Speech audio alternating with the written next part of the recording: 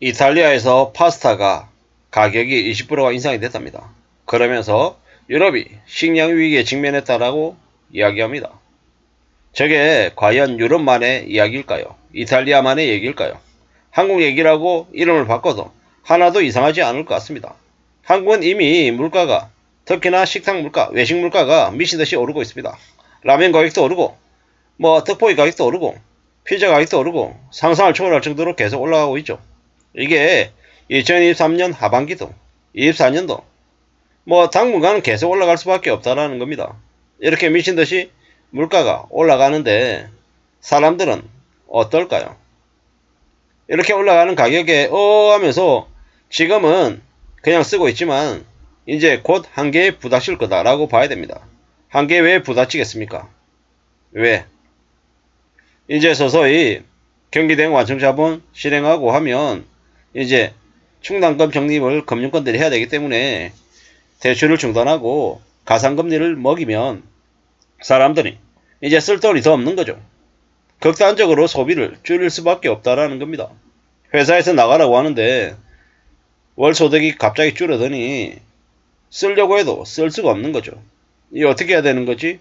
우왕좌왕 하다가 주변 사람들이 뛰어내리고 야반도주하고 극단적인 일을 택하는 걸 보면서 사람들이 의식이 완전 뒤집어지는 거죠. 아, 소비란 절대로 하면 안 되는구나. 목에 칼이 들어와도 소비를 해서는 안 되는구나라고 거의 무소비하는 생활로 뒤바뀐다라는 거죠.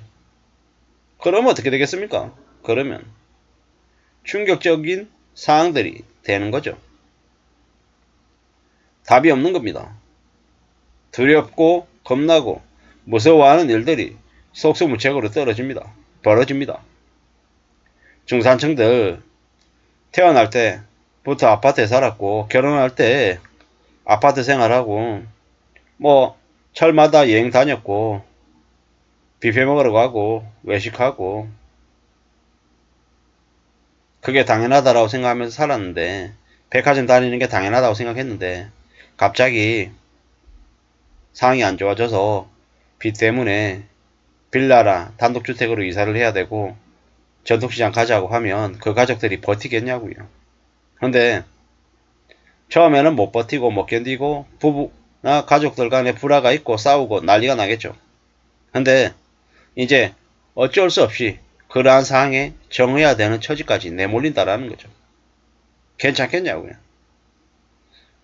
그 지경까지 갈 정도라고 하면 사람들의 처지가 확 뒤집어지는 거죠.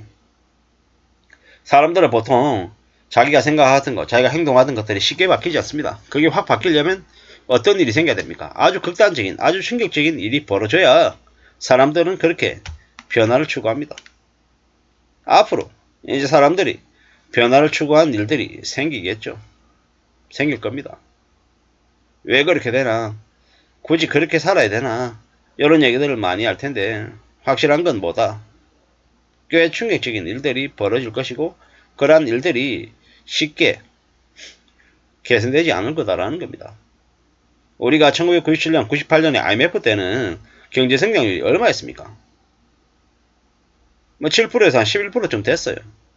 힘들고 어려워도 금세 복구가 됐다라는 거죠. 지금은요. 2023년에 1% 경제 성장률도 못할 수 있다는 얘기도 나올 정도로 매우 안 좋습니다. 지난 97년에 1년 반에 벌어졌던 일이 앞으로는 쭉 늘어져서 5년에서 한 8년으로 늘어져서 서서히 온다라고 보면 거의 맞습니다. 제가 한국의 코스피가 지금 수준에서 3분의 1 떨어질 것 같다. 집값도 3분의 1 토막 날 것 같다. 라는 얘기를 계속 말씀드렸습니다. 주가가 1500에서 원달러 환율이 1500원, 1800원, 2000원을 넘을 수도 있다. 라는 얘기도 했습니다. 왜 이런 말도 안 되는 얘기를 할까요? 왜? 과거를 통해서 유추해보고 추측한 제 의견이죠. 근데 확실한 건 그럴 수도 있겠다 해서 점점 그럴 가능성이 커진다로 바뀌어가는 것 같습니다. 한전이나 가스공사나 민영화 될까요? 민영화 될 수밖에 없죠. 이미 민영화 수순에 들어갔죠. 그랬으니까 지금 적자 투성이로 만들어 놓고 알짜재산 마구 팔아대고 있죠. 누구에게? 대기업 재벌가 족벌가들에게. 누가 팝니까? 고위직 관료들이, 정치인들이. 왜요? 그래놓고 나중에 정관예우 받을 수십억짜리 자리 얻으려고 저러는 거죠. 그래도 국민들이 뭐라 하지 않으니까 뻔뻔하게 저러는 거죠.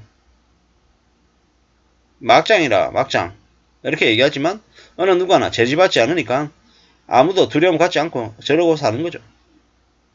씁쓸하고 충격적이지만 결국 한국에 사는 보통 사람들은 삶이 더 어려워질 수밖에 없다고 하죠. 왜 저렇게 살아야 되나? 너무한 거 아닌가? 뭐 이런 생각들을 하는데 아무도 그러한 것들에 대해서 막을 생각이 없죠. 누가 막아주지도 않고 씁쓸한 생각밖에 더 안 듭니다. 앞으로 어떻게 될까요? 살아가는 삶이 더 힘들고 더 험난해지고 더 어려워지겠죠. 물가 따위가 문제가 아니다 라고 아마 좀 지나면 얘기할 겁니다. 왜 그러겠습니까? 지금이야 물가가 미친듯이 오르지만 사람들이 나중에 극단적으로 소비를 줄이면 어떻게 된다? 가격이 내려간다. 가격이 내려간다라는 건 많은 자영업자들이 몰락한다라는 거. 기업들도 많이 사라진다라는 거.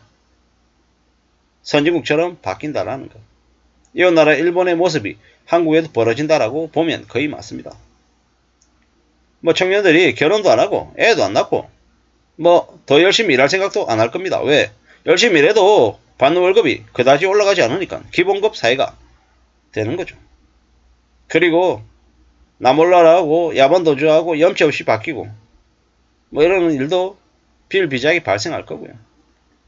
참 많은 어려운 일들이 생기는 거죠. 씁쓸합니다. 지금 한국이 뭐 대단한 것 같아도 절대로 한국이라고 한 나라는 대단한 나라가 아니다. 절대로 착각해서는 안 된다라는 거죠. 일본이 처음에는 저 현재 상황처럼 저렇게 극단적으로 소비를 줄이고 아주 근검절약했냐라는 거죠. 아니죠. 일본도 똑같이 한때 투기에 미쳐가지고 쌩 난리였죠. 난리였습니다. 근데 서서히 더 이상 경제 성장률을 기대하기 어렵고 출산율 기대하기 어렵고 빚이 너무 많고 이래저래 하니까 어땠습니까? 그냥 극단적인 소비를 줄이고 저렇게 살았던 거죠. 앞으로 어떻게 되겠습니까? 디플레이션의 장기 불황, 침체가 심해질 수밖에 없다는 겁니다. 한국은 초고령화에 이제 고부채 저성장에 이제 답이 없다라는 겁니다. 진짜 일본하고 똑같이 디플레이션 경제로 이제 들어가는 거죠. 그리고 그 디플레이션이 되면 그냥 되냐고요. 그 전에 상상을 초월하는 대충격, 그 혼돈을 겪어야지 디플레이션 사회로 접어 들어가는 거죠. 이탈리아나 유럽의 식량위기 상황을 보면서 그냥 남의 일로 생각해서는 안 될 것 같습니다. 우리한테 벌어질 일이다 라는 생각이 들어서 말씀을 드립니다. 감사합니다.